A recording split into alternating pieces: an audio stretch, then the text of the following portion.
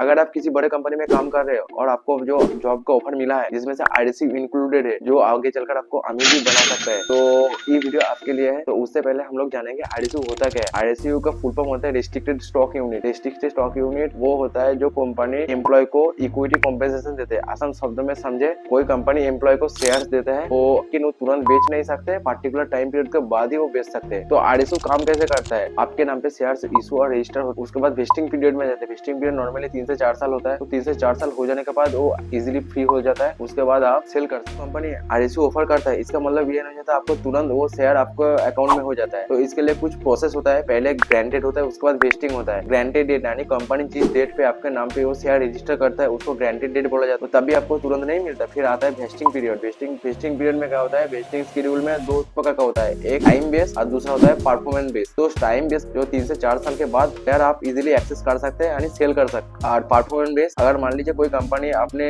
Target दिया है उसको आप अचीव कर ले, उसके बाद आपको ये कंपनी आपको पूरा फ्रीली एक्सेस देता है कि आप उसको चाहे होल्ड करिए चाहे आप सेल करिए, ठीक है, कुछ भी कर सकते हैं। तो इसको आसान शब्दों में समझते हैं, एग्जाम्पल के साथ समझते हैं। मान लीजिए आपके नाम पे कंपनी 400 शेयर इशू किया, ओके, तो आपको तुरंत 400 शेयर एक साथ नहीं मिलता है। आपको फर्स्ट ईयर में 100, सेकंड ईयर में 100, थर्ड ईयर में 100, फोर्थ ईयर में 100, टोटल मतलब पूरा शेयर का 25% कर करके आपको मिलता है। ये हो जाता है पूरा ओवरऑल स्ट्रक्चर। तो अब हम लोग जानेंगे कि आरएसयू का टैक्सेशन कैसे काम करता है। आपको तो आरएसयू मिल रहा है, लेकिन आपको क्या पता है इसमें भी इनकम टैक्स लगता है। तो अगर टैक्स प्लानिंग अगर सही तरीके से नहीं किया, आपका प्रॉफिट भी बहुत कम हो सकता है। तो जानते हैं कि कैसे, मतलब इसमें टैक्स कैसे लगता है, ठीक है। इसके दो तरीके से टैक्स लगता है, एक होता है वेस्टिंग पीरियड का टाइम और दूसरा होता है जब सेल करने जाते हैं तब long term capital gain tax लगता है, ठीक है। सेकंड टाइम क्या होता है कि जब वेस्ट होता है, कंपनी आपके नाम पे जब शेयर इशू करता है, जब वेस्टिंग पीरियड में जाता है, तो ये आपका सैलरी का पार्ट माना जाता है, तो इसमें इनकम टैक्स लगता है। और जब वो कंपनी, अगर वही आप कंपनी का शेयर का 2 साल के बाद आपको बढ़ गया तो उसमें भी long term capital gain tax लगता है। तो इसको एग्जांपल की तरह समझते हैं। मान लीजिए जो 400 शेयर आपका कंपनी की तरफ से,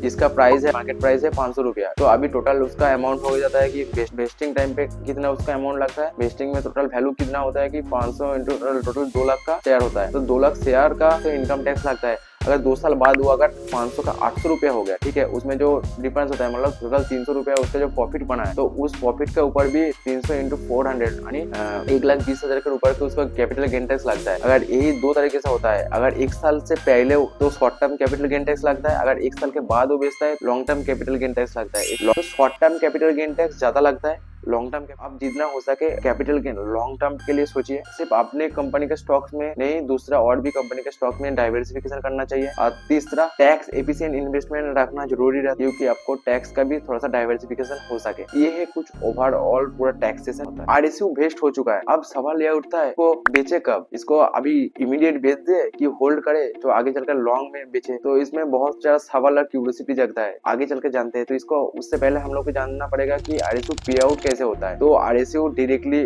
जब वेस्टिंग पीरियड कंप्लीट हो जाता है तो ऑटोमेटिकली आपका डीमेट अकाउंट में भी ट्रांसफर हो जाता है। अगर आपको कैश का कोई इमीडिएट जरूरत नहीं है तो आप उसको होल्ड कर सकते हैं। अगर कैश को अगर इमीडिएट आपको जरूरत तो आप बेच सकते हैं। और इसको बैलेंस अप्रोच भी रख सकते हैं। मान लीजिए आपको कुछ आप इंस्टेंट बेच दिए और आप कुछ होल्ड करके रखे, मतलब 50% आप बेच दे, 50% होल्ड करके रखे, तो बैलेंस एक बैलेंसिंग अप्रोच रहता है। तो आपको ना लॉस में भी लेकर जाता है ना आप देता है, लेकिन प्रॉफिट का भी आपको होने का भी चांस भी रहता है। ये सही बैलेंस अप्रोच रहता है। तो आपको आरएसयू मिल गया है, ठीक है, तो हर चीज का जैसे कुछ एडवांटेज भी होता है, डिसएडवांटेज होता है, ठीक है। इस प्रकार का आरएसयू का कुछ प्रोस एंड कॉन्स के बारे में हम लोग थोड़ा डिटेल्स में जानेंगे और देखेंगे कि कौन सा सही है कौन सा गलत है। तो आरएसयू का प्रोस क्या होता है, विदाउट एनी इन्वेस्टमेंट में आपको शेयर मिल जाता है, कोई आप इनिशियल इन्वेस्टमेंट नहीं करना पड़ता है, तो कंपनी की तरफ से आपको फ्री का शेयर मिलता है, ठीक है। अगर चाहे प्राइस कुछ भी हो, तो एक कंडीशन गारंटेड है कि आपको शेयर मिलेगा। मोटिवेशन एंड रिटेंशन, कंपनी का एक फायदा होता है कि कंपनी का एम्प्लॉय को शेयर देता है, तो कंपनी अच्छे एम्प्लॉय को रिटेन करना रखना चाहता है क्योंकि बेस्ट जो आगे चलकर उसका फ्यूचर ग्रोथ भी बना सके। तो अगर आप लॉन्ग टर्म प्लानिंग करते हैं तो आपका टैक्सेशन में भी फायदा होता है, long term capital gain tax कम लगता है। आप जानते हैं कि इसका कॉन्स क्या आता है कि आप इमीडिएट उसको एक्सेस नहीं कर सकते, आपको आरएसयू आपके नाम पे इशू होता है, उसके बाद आप तुरंत उस शेयर को बेच नहीं सकते। तो आप दूसरा stock price risk, stock price अगर मान लीजिए ऊपर जाता है कि नीचे जाता है, तो इसमें क्या होता है, ऊपर जाता है तो ठीक है कोई आपका फायदा, लेकिन अगर नीचे जाता है तो आपका वही नुकसान होता है। और ये स्ट्रॉन्ग वेल्थ क्रिएट करने का भी एक अपॉर्चुनिटी भी रहता है, ठीक है।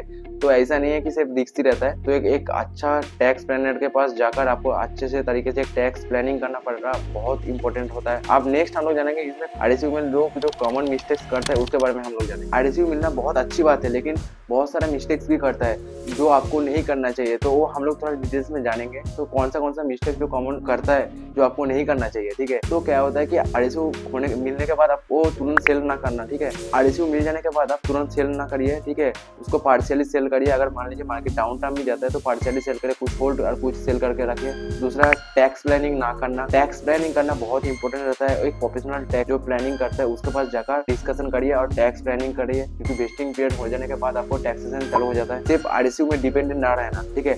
आरएसयू में डिपेंडेंट होने के बाद भी और भी जो बहुत सारा फिक्स एसेट आता है, ठीक है। बॉन्ड हो गया, आपका म्यूचुअल फंड हो गया, ईटीएफ हो गया, उस पर भी आपको पोर्टफोलियो को डाइवर्सिफिकेशन करने के लिए भी उस तरफ भी ध्यान देना बहुत इंपॉर्टेंट रहता है। तो वेस्टिंग शेड्यूल को इग्नोर करके चल जाना। अगर मान लीजिए आप कंपनी का वो जॉब छोड़ना चाहते हैं कि कंपनी स्विच करना चाहता है, ठीक है, तो उसमें क्या हो जाता है कि आपको वेस्टिंग शेड्यूल ध्यान में रखना बहुत इंपॉर्टेंट होता है। क्योंकि अगर आप वो जॉब वेस्टिंग शेड्यूल होने से पहले आप जॉब छोड़ दिए तो आपको जो मिलने वाला आरएसयू वो आपको नहीं मिलेगा। ये आपके लिए नुकसान भी हो सकता है। और इमोशन में आकर डिसीजन नहीं लेने का, तो इमोशन में आकर डिसीजन लेना बहुत गलत होता है। देखिए, एक इन्वेस्टमेंट एडवाइजर के पास जाकर जाइए, प्रोफेशनल जो इन्वेस्टमेंट एडवाइजर होता है उसके पास जाइए, फिर इसके बारे में बताइए कि इन्वेस्टमेंट आप क्या करना चाहिए, होल्ड करना चाहिए, सेल करना चाहिए। वो आपको सही तरीके से डायरेक्शन दे सकता है। तो ये हो गया जो कॉमन मिस्टेक जो हर आदमी करता है, जो आपको नहीं करना चाहिए। अब हम लोग जानेंगे आरएसयू का फ्यूचर क्या होता है और उसमें हम लोग कैसे मैक्सिमम बेनिफिट ले सके। आजकल आरएसयू एम्प्लॉय के लिए बहुत बेनिफिट हो गया है और आरएसयू बहुत पॉपुलर हो गया है, ट्रेंड में चल रहा है। चलिए इसको थोड़ा सा डीपली समझते हैं आरएसयू का फ्यूचर में क्या होने वाला है। तो पहले क्या होता था कि big tech company like Google, Microsoft, Amazon, Meta इस पहले आरएसयू ऑफर करता था। अब क्या हो गया, स्टार्टअप मिड साइज कंपनी वो भी आपको ऑफर करने लगा। फिर employ benefit, flexible vesting schedule. पहले क्या होता था कि 3 से 4 साल के बाद ही आपको आरएसयू मिलता था। अब शॉर्टर भी हो गया, शॉर्ट पीरियड के टाइम में भी आपको कंपनी का शेयर्स आपको मिल जाता है। परफॉर्मेंस बेस से भी आपको मिलता है और इंसेंटिव भी मिलता है। अच्छा, ग्लोबल एक्सपेंसेस ऑफ आरएसयू। पहले जमाने में क्या होता था कि यूएसए बेस्ड कंपनी ने आपको आरएसयू देता था। अब क्या हो गया कि इंडियन बेस्ड कंपनी भी देने लग गया। यूरोप, एशियन, हर कोई कंपनी आपको आरएसयू आप देना स्टार्ट कर दिया। हम बेनिफिट कैसे ले, टैक्सेस प्लानिंग करके।